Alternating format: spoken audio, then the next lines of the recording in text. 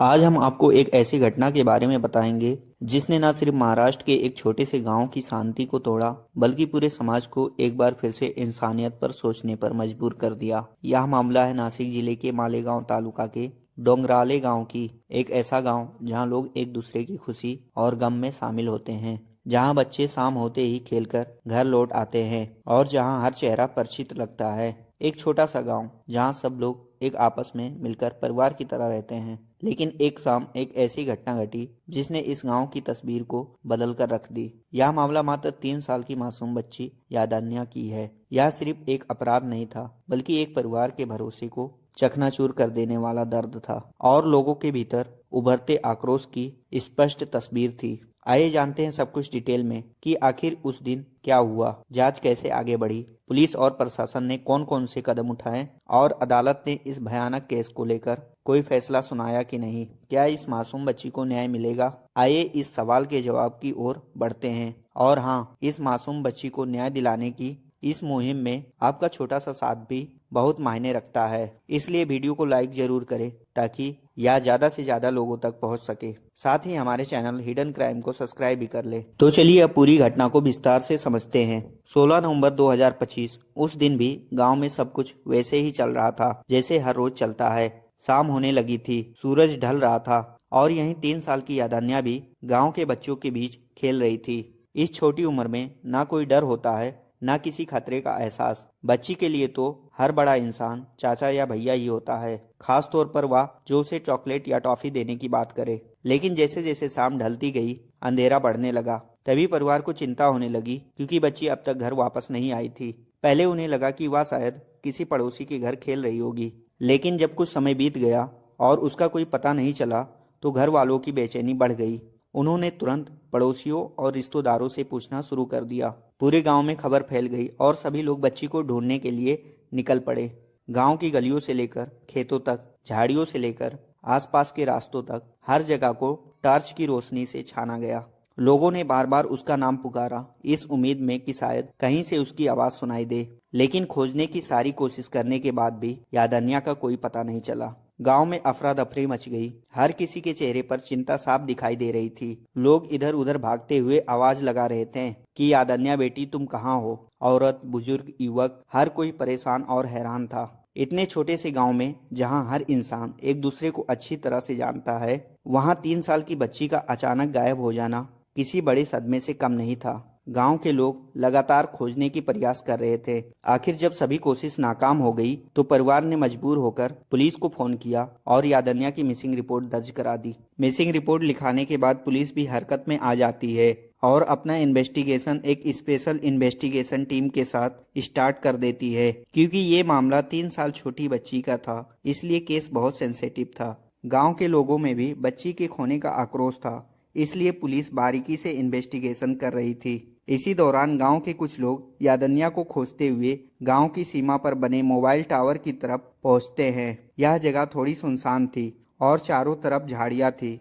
उसी जगह झाड़ियों के बीच कुछ ऐसा देखते हैं जिसने सबको अंदर तक हिला दिया। वहां यादान्या बहुत बुरी हालत में मिलती है। अब तक यादान्या की मौत हो चुकी थी।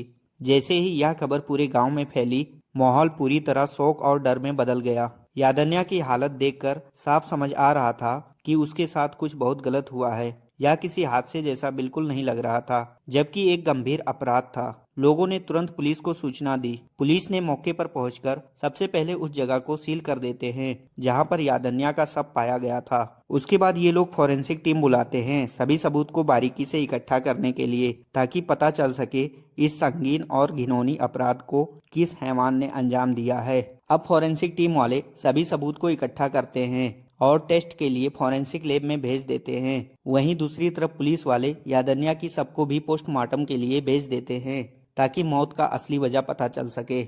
अब पुलिस वाले गांव और पड़ोसी वालों से पूछताछ करना शुरू कर देते हैं और इसी बीच पुलिस वालों को कहीं से कुछ ऐसा हाथ लगता है जिससे उन्हें ये पता चल जाता है कि अपराधी कोई और नहीं बल्कि इसी गांव का है। अब पुलिस की टीम और एक्टिव होकर पूछताछ करने लगती है। गांव के सारे बच्चों को इकट्ठा करते हैं जो सब लोग उस समय यादान्या के साथ खेल रहे थे। बहला फुसलाकर पुलिस की टीम उन सारे बच्चों से ये पूछती है कि उस शाम यादान्या के साथ क्या हुआ था, यादान्या किसके साथ गई थी। तभी कुछ बच्चे बताते हैं कि यादन्या जिसके साथ गई थी वो कोई अनजान व्यक्ति नहीं था, बल्कि यही गांव का कोई लड़का था जो यादन्या को टॉफी और चॉकलेट देने के बहाने अपने साथ ले जाता है। यादन्या 3 साल की छोटी बच्ची थी और वो उस लड़के को पहले से ही जानती थी, इसलिए बच्ची उस हैवान के साथ चली जाती है। अब ये लोग छोटे बच्चे थे, इसलिए वो गांव का लड़का कौन था ये लोग भी नहीं बता पाते हैं। ये बच्चे लोग ये भी बताते हैं कि यादन्या उस लड़के को काका भी कहती थी। बच्चों से मिली जानकारी और गांव वालों की मदद से पुलिस की नजर आखिर एक इंसान पर जाकर टिक गई। 24 साल का विजय खैरनार पर। बच्ची के घर से मात्र 200 मीटर दूर रहने वाला विजय खैरनार एक unmarried daily veg construction worker था। रात करीब 8:30 बजे पुलिस विजय खैरनार को पकड़कर मालेगांव तालुका पुलिस स्टेशन लेकर पहुंचती है।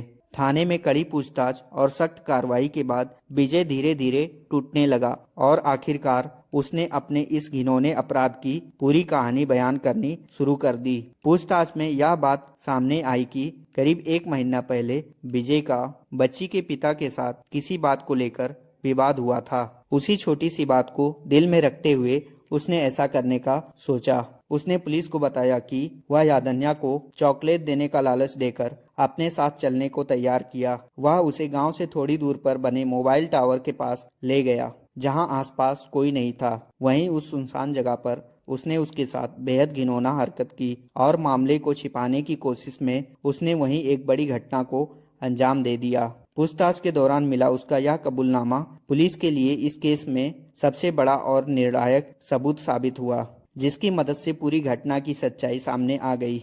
जिस रात इस घटना का खुलासा हुआ उसी रात पूरा गांव गुस्से और गम से भर गया। जैसे ही खबर पूरे गांव और आसपास के लोगों में फैली, धीरे धीरे सड़कों पर भीड़ जमा होने लगी। गांव की महिलाओं ने मुख्य चौक पर इकट्ठा होकर विरोध प्रदर्शन शुरू कर दिया। वे लोग यादन्या की फोटो और हाथ में मोमबत्ती लेकर सरकार से न्याय मांगने लगे। गांव वालों का यही मांग था कि आरोपी को जल्द से जल्द बीच सड़क पर फांसी दो। लोगों का यह गुस्सा पूरी तरह जायज था, क्योंकि इस अपराधी ने इंसानियत की हर सीमा पार कर दी थी।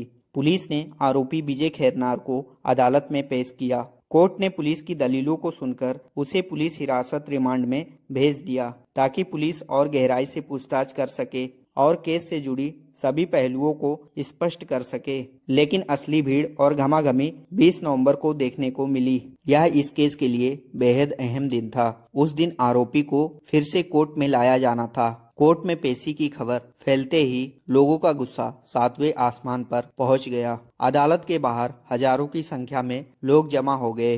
गांव वाले, आसपास के क्षेत्रों के निवासी और सामाजिक कार्यकर्ता सभी इंसाफ की मांग को लेकर सड़कों पर उतर आए। प्रदर्शनकारियों के नारे से पूरा इलाका गूंजने लगा। हर तरफ आवाज उठ रही थी कि न्याय चाहिए, अपराधी को जल्द से जल्द फांसी दो। इन नारों ने माहौल को और गर्म बना दिया था। भीड़ का गुस्सा इतना बढ़ गया कि कुछ लोगों ने कोर्ट की मुख्य गेट की ओर पत्थर और जूते तक फेंक दिए। स्थिति बिगड़ती देखकर पुलिस को भीड़ पर काबू पाने के लिए लाठीचार्ज करना पड़ा। बढ़ते तनाव और सुरक्षा के खतरे को देखते हुए अदालत ने तुरंत फैसला लिया कि आगे की सुनवाई वीडियो कॉन्फ्रेंस के जरिए की जाएगी, ताकि किसी की सुरक्षा को खतरा न पहुंचे और कार्रवाई शांतिपूर्वक जारी रह सके। इस पूरे मामले में प्रशासन ने भी काफी संवेदनशीलता दिखाई। एसीपी खुद घटना स्थल का निरीक्षण किए और पीड़ित परिवार से मुलाकात की। उन्होंने परिवार को भरोसा दिलाया कि उन्हें हर संभव मदद मिलेगी और यह केस पूरी गंभीरता के साथ देखा जा रहा है। अधिकारियों ने इस मामले को अत्यंत संवेदनशील बताते हुए कहा कि इसकी जांच में किसी भी तरह की लापरवाही नहीं बरती जाएगी। फिलहाल आरोपी विजय खैरनार पुलिस हिरासत में है और उससे लगातार पूछताछ की जा रही है। पुलिस वाले उससे घटना से हर छोटे बड़े पहलू को समझने की पूरी तरह से कोशिश कर रहे हैं, ताकि सच्चाई पूरी तरह सामने आ सके। सोशल मीडिया पर भी यह मामला तेजी से फैल गया है। सोशल मीडिया के चलते ये केस पूरे देश में सुर्खियां बटोर रहा है और पब्लिक लोग #जस्टिस फॉर यादन्या के लिए पोस्ट कर रहे हैं। ताकि मासूम बच्ची यादन्या को जल्द से जल्द न्याय मिले और दोषी को कड़ी से कड़ी सजा दी जाए, ताकि कोई ऐसा कुकर्म करने से पहले 1000 बार सोचे। हम इस वीडियो के माध्यम से सरकार से गुजारिश करते हैं कि मासूम यादन्या बेटी को जल्द से जल्द न्याय मिले। अगर हमारी मेहनत पसंद आई हो तो वीडियो को लाइक करते हुए सब्सक्राइब भी कर दें, ताकि हर नया वीडियो का नोटिफिकेशन सबसे पहले आपके पास आए। धन्यवाद।